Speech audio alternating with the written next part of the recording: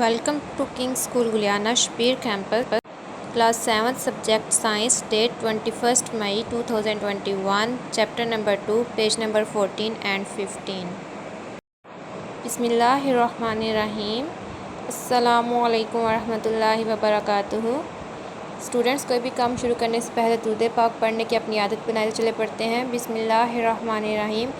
अल्लाहुम्मा सल्लि अला मुहम्मदिन व अला आलि मुहम्मदिन कमा सल्लैता अला इब्राहीम व अला आलि इब्राहीम इन्नका हमीदुम मजीद। अल्लाहुम्मा बारिक अला मुहम्मदिन व अला आलि मुहम्मदिन कमा बारकता अला इब्राहीम व अला आलि इब्राहीम इन्नका हमीदुम मजीद। स्टूडेंट्स, कोई भी काम शुरू करने से पहले 3 दफ़ा दुरूद पाक पढ़ें। आज की हदीस नंबर 11, ला तसुब्बुल अमवात, वफ़ात पा जाने वालों की बुराई मत करो। स्टूडेंट्स, लेट रिसाइट दुआ बिफोर स्टार्टिंग आवर लेसन। बिस्मिल्लाहिर्रहमानिर्रहीम। रब्बि इश्रह ली सदरी व यस्सिर ली अमरी वहलुल उक़दतम मिन लिसानी यफ़क़हू क़ौली। Now come toward your lesson. कोई बच्चा मुझे बताएगा कि प्रीवियस में हमने क्या पढ़ा था। साइंस का चैप्टर 2 हम लोगों ने स्टार्ट किया हुआ है और इसका लास्ट हमारा जो टॉपिक था वो हमने diet and circulatory system start किया था और उसमें हमने क्या पढ़ा था, हार्ट अटैक, उसके symptoms, treatment and prevention, high blood pressure, उसके symptoms and treatment and prevention.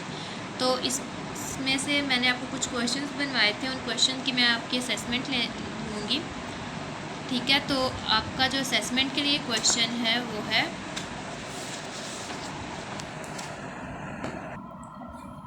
के लिए आप पेज रेडी करेंगे 21 मई 2021। Assessment chapter 2 transport in humans and plants. Question है आपका, right the symptoms of high blood pressure. High blood pressure के symptoms आप लोगों ने राइट करने हैं। नेक्स्ट हम लोग का जो टॉपिक है ये उसी टॉपिक से रिलेटेड है। उसमें हम लोगों ने दो बीमारियों, दो डिसीज़ को पढ़ा, heart attack and high blood pressure. आज हम लोग थर्ड एंड फोर्थ डिजीज़ के बारे में पढ़ेंगे। थर्ड डिजीज़ है हमारे पास डायबिटीज़ यानी कि शुगर आजकल आप देखोगे कि बहुत कॉमन है, हर दूसरा जो बंदा है उसको डायबिटीज़ यानी शुगर है।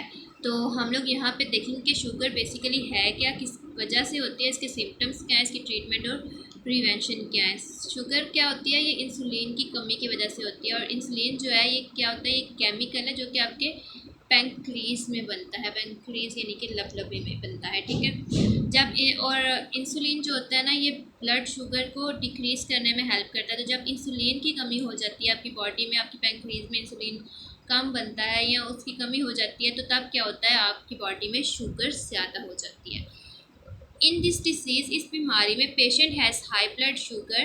पेशेंट को क्या ब्लड शुगर बहुत ज़्यादा हाई हो जाता है because his body does not produce enough insulin, क्योंकि इसका जिस्म जो है वो काफ़ी इंसुलिन नहीं बना पा रहा होता या फिर पैदा कर रहा होता है। Which is a chemical, insulin क्या है, विच इज़ अ केमिकल, एक केमिकल है दैट इज़ प्रोड्यूस, जो कि पैदा किया जाता है इन पैंक्रीज लबलबे में।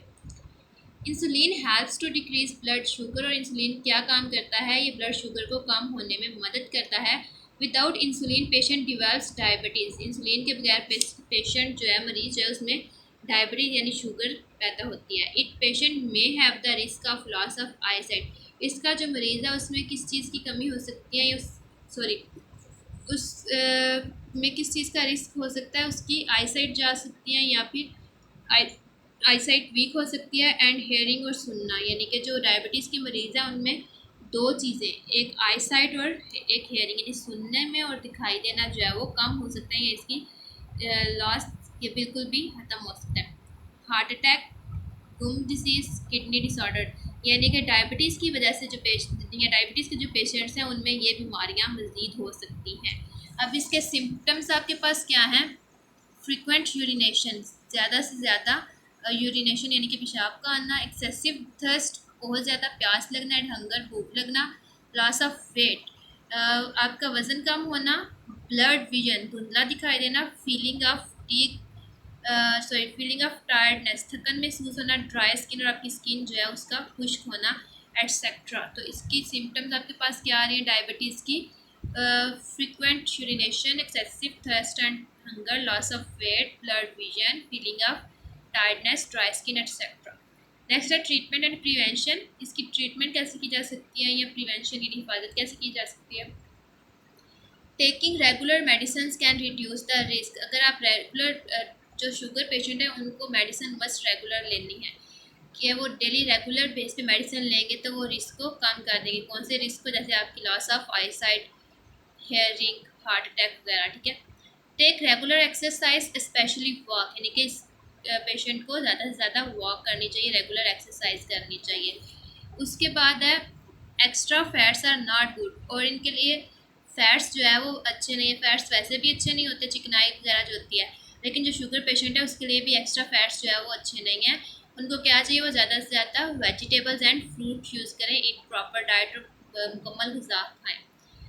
B physically active in daily routine, इसके अलावा अपनी रोज़मर्रा की जो उनकी रूटीन है उसमें फिज़िकली एक्टिव रहें, यानी जिस्मानी तौर पे एक्टिव रहें, यानी कि काम करें, ठीक है। नेक्स्ट डिसीज़ है हमारे पास एस्थमा। एस्थमा क्या होता है, ये लंग्स की डिसीज़ होती है। इसमें क्या होता है, आपकी लंग्स का जो हवा का रास्ता होता है ना, उसमें स्वेल हो जाता है और नैरो हो जाता है, तंग हो जाता है। तो उसमें से यानी कि ऑक्सीजन या कार्बन डाइऑक्साइड जो है वो नॉर्मली बिल्कुल जैसे अच्छे तरीके से मूव कर रही होती है तो वो ठीक से मूव नहीं कर सकती हैं। आपको सांस लेने में प्रॉब्लम होता है। एस्थमा का जो मरीज होता है उसको सांस लेने में प्रॉब्लम होता है। This allergy causes the airway of the lung swell and narrow. ये क्या होती है कि एक किस्म की एलर्जी होती है जो कि क्या करती है, एयरवे यानी कि हवा का रास्ता ऑफ द लंग्स, फेफड़ों का टू स्वेल सूज जाता है एंड नैरो और तंग हो जाता है। इट्स पेशेंट में वीज, इसका जो मरीज़ है हो सकता है वो वीज यानी कि उस सीटी की तरह की आवाज़ निकाले, कफ, खांसी, feel tightness in the chest, इसके अलावा उसको अपनी चेस्ट में टाइटनेस फील हो यानी तंगी महसूस हो। The thing that can cause asthma are called allergens. अब एस्थमा होता किसकी वजह से है, एलर्जेंस। एलर्जेंस यानी कुछ चीज़ें ऐसी हैं जिससे इंसान को एलर्जी होती है, तो जब वो उन चीज़ों का सामना करता है तो उसको एस्थमा हो सकता है। अब वो कौन कौन सी चीज़ें हैं जिनसे इंसान को एलर्जी हो सकती है, dust mites, pollen grains and some foods may cause asthma. अब डस्ट माइट्स क्या है, यानी कि गर्द के जो ज़रात होते हैं। उसके बाद पोलन ग्रेन्स, पोलन ग्रेन्स क्या होते हैं, जब फूल खिलते हैं तो उस वक्त जो फूलों के जो पोलन ग्रेन्स होते हैं वो चीज़, ठीक है। एंड सम फूड्स, और कुछ खुराक भी हो सकती है, यानी कुछ चीज़ें ऐसे होती हैं जिनको खाने से जो है वो इंसान को एलर्जी हो या उससे एस्थमा हो सकता है, पीनट वगैरह हो सकती है, ठीक है। सिम्टम्स, इसके सिम्टम्स क्या है, कफ, शॉर्टनेस ऑफ ब्रीथ, खांसी होना, सांस लेने में तंगी होना, डिफ़िकल्टी इन ब्रीथिंग, सांस लेने में मुश्किल होना। शॉर्टनेस ऑफ ब्रीथ में हमारे पास ये हो सकता है कि कम सांस आना, डिफ़िकल्टी मुश्किल होना इन ब्रीथिंग, सांस लेने में, चेस्ट पेन, स्वेटिंग, पसीना आना, इंक्रीज पल्स रेट, नब्स का बढ़ना।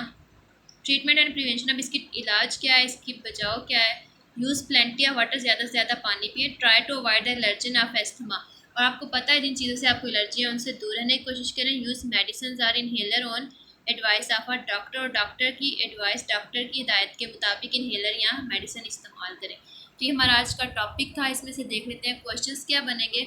एक क्वेश्चन है आपका राइट नोट ऑन एस्थमा, तो ये आपने उसमें पूरा एस्थमा और उसके सिम्टम्स और ट्रीटमेंट एंड प्रिवेंशन लर्न करना है।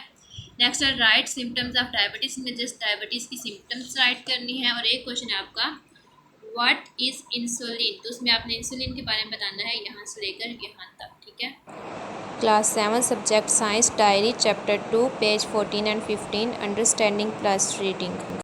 स्कूल का WhatsApp, Facebook, YouTube, Instagram link दिया गया है आपको यहाँ पे। इसके अलावा ये वीडियो स्कूल के यूट्यूब चैनल से भी मिल सकती है। मज़ीद मालूमात के लिए आप इन नंबर्स पर रब्ता कर सकते हैं।